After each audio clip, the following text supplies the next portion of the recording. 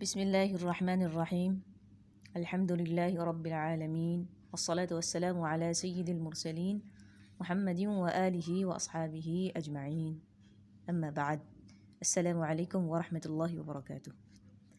امید ہے انشاءاللہ آپ سب ٹھیک ہوں گے، آپ کی عید بھی اچھی گزری ہوگی۔ کافی عرصے بعد ہم دوبارہ اپنی کلاس جوائن کر رہے ہیں۔ اللہ تعالیٰ اس میں خیر و عافیت اور برکت نازل فرمائے۔ ہم نے پڑھا تھا صفات لازمہ کا بیان پڑھا تھا، اور اس کے ساتھ ساتھ ہم نے یہ بھی سیکھا کہ حروف میں کس طرح سے صفات نکالی جاتی ہیں۔ اب ہم پڑھیں گے صفات عارضہ کے بیان میں۔ عارضہ کا معنی ہوتا ہے کبھی کبھار یا وقتی طور پر پائی جانے والی صفات، یعنی وہ صفات جو حروف میں ہر وقت نہیں ہوتی، کبھی کبھار ہوتی ہیں، وقتی طور پر ہوتی ہیں۔ جب وہ عارضی حالت ختم ہو جاتی ہے تو پھر وہ صفت بھی حرف سے ختم ہو جاتی ہے۔ مصنف صفات عارضہ کی تعریف کر رہے ہیں کہ صفات عارضہ ان صفات کو کہتے ہیں جو حروف میں کبھی پائی جائیں اور کبھی نہ پائی جائیں، ہر وقت نہیں ہوتی، کبھی ہوتی ہیں اور کبھی نہیں۔ اور اگر یہ صفات ادا نہ ہوں تو حرف تو وہی حرف رہے مگر اس کا حسن و زینت باقی نہ رہے۔ حرف تو تبدیل نہیں ہوتا، لیکن اس میں جو خوبصورتی اللہ تعالیٰ نے اس کی صفات کی وجہ سے رکھی ہوئی ہے تو وہ باقی نہیں رہتی۔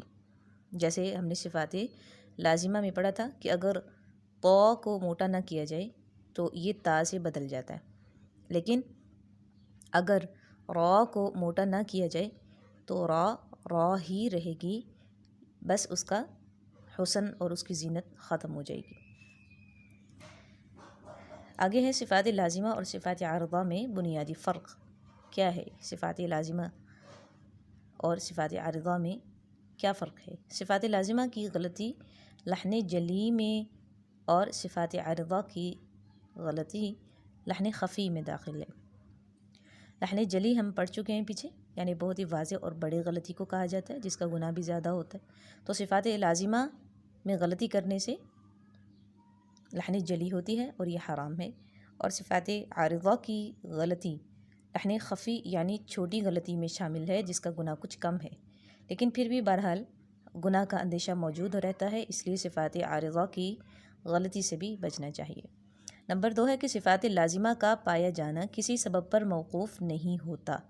موقوف کا معنی ٹھہرا ہوا یا کی وجہ سے، یعنی صفات لازمہ کا پایا جانا کسی سبب کی وجہ سے نہیں ہوتا، بلکہ وہ ہر حالت میں صفات لازمہ پائی جاتی ہیں، جبکہ صفات عارضہ کا پایا جانا کسی سبب پر موقوف ہوتا ہے، کسی سبب کی وجہ سے ہوتا ہے صفات عارضہ کا پایا جانا۔ جیسے آپ دیکھیں کہ طا کو اگر موٹا پڑھیں تو اس پر زبر، زیر پیش، شاد، جزم، مد ہر صورت میں اس کو موٹا ہی پڑھا جائے گا، جبکہ را کو موٹا کرنا ہو تو اس کو موٹا کرنے کے لیے سبب چاہیے، اور وہ سبب کیا ہوگا؟ زبر اور پیش، یہ را کو موٹا پڑھنے کا سبب ہو جائے گا۔ اس وجہ سے کہا گیا کہ صفات لازمہ کا پایا جانا سبب پر موقوف نہیں، جبکہ صفات عارضہ کا پایا جانا سبب پر موقوف ہوتا ہے۔ نمبر 3، صفات لازمہ سب حروف میں پائی جاتی ہیں۔ الف سے لے کر یا تک جتنے بھی حروف ہیں ان سب میں صفات لازمہ پائی جاتی ہیں، اور صفات عارضہ بعض حروف میں ہوتی ہیں اور بعض میں نہیں ہوتی۔ یعنی جب ہم صفات لازمہ کے پیئرز میں سے جب ہم حروف نکالنا شروع کرتے ہیں، حروف میں صفات، تو ان میں تقریباً ہر پیئر میں سے ایک صفت داخل ہوتی ہے ہر حرف میں۔ اس طرح ہر پیئر میں سے 5 صفات ہر حرف میں پائی جاتی ہیں، تو صفات لازمہ تمام حروف میں جمع ہو گئی، جبکہ صفات عارضہ جو ہیں بعض حروف میں ہوتی ہیں، سارے حروف میں نہیں ہوتی، اور الف سے لے کر یا تک کچھ حروف ہیں جن میں ہوتی ہیں، اور تقریباً ان کی تعداد 8 ہے، جس کا مجموعہ او یرملانی ہے۔ او یرملانی یہ صفات عارضہ کے حروف کا مجموعہ ہے۔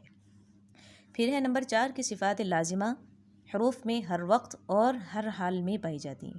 جیسے آپ کو پہلے مثال دی تھی کہ طا ہر حال میں موٹا ہوتا ہے، زبر، زیر، پیش، شاد، مد کی صورت میں، جبکہ صفات عارضہ حروف میں کبھی پائی جاتی ہیں اور کبھی نہیں ہوتی۔ اگر را پر زبر آئے گی تو را موٹی ہوگی، را پر پیش آئے گی تو را موٹی ہوگی، را پر زیر آئے گی تو را باریک ہو جائے گی، پھر وہ ہر حال میں موٹی نہیں ہوگی، کبھی موٹی ہو رہی ہے کبھی باریک ہو رہی ہے۔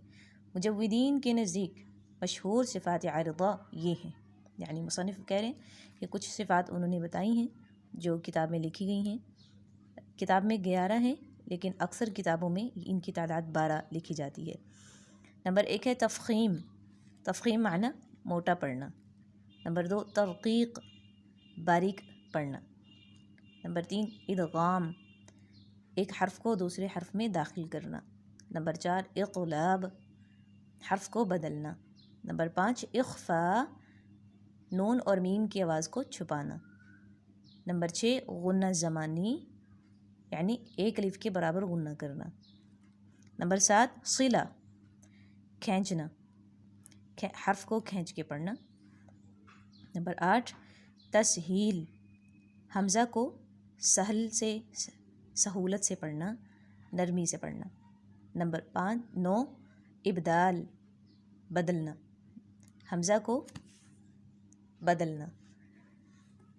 نمبر 10 حذف، گرانا، حذف کا معنی گرانا، حمزہ کو گرا کر پڑھنا۔ نمبر 11 مد فرعی، ایک الف سے زیادہ مد کرنا، جہاں پر ایک الف سے زیادہ مد ہو رہی ہوگی اس کو مد فرعی کہیں گے، اور پھر مد فرعی کے آگے اقسام ہیں جیسے مد منفصل، مد متصل، واجب، لازم وغیرہ وغیرہ۔ یہاں ایک صفت جو ہے وہ نہیں لکھی ہوئی کتاب میں، اگر بعض لوگوں کے پاس دوسری کتاب ہو نیا ایڈیشن تو اس میں ممکن ہے کہ یہ صفت موجود ہوگی۔ صفت اظہار، یعنی نون اور میم کو ظاہر کر کے پڑھنا۔ یہ وہ صفات ہیں جو قراء کے نزدیک مشہور ہیں اور حروف میں یہ پائی جاتی ہیں۔ یہ 12 صفات 8 حروف میں پائی جاتی ہیں او یرملان کے مجموعہ میں۔